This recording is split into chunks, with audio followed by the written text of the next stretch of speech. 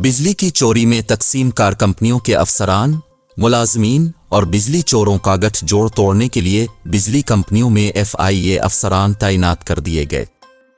वफाकी तहकीकाती इदारे FIA के 3 अफसरान की तैनातियों का नोटिफिकेशन भी जारी कर दिया गया है, जिसके मुताबिक पेस्को, सेप्को और इसको में इन अफसरान को तैनात किया गया है।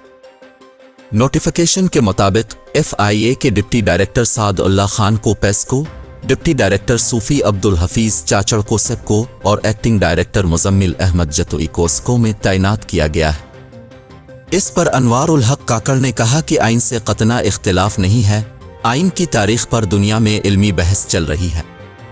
इलेक्शन से मुतालिक सहाफ़ी ने सवाल किया कि जनवरी में इंतखाबात हो रहे हैं। वाज़ेह रहे कि मुल्क भर में बिजली चोरी के खिलाफ ऑपरेशन तेजी से जारी है, जिस दौरान अरबों रुपए की वसूली का दावा किया गया है, जबकि ऑपरेशन में मुतअद्दिद मुकदमात दर्ज करके गिरफ्तार भी की गई है।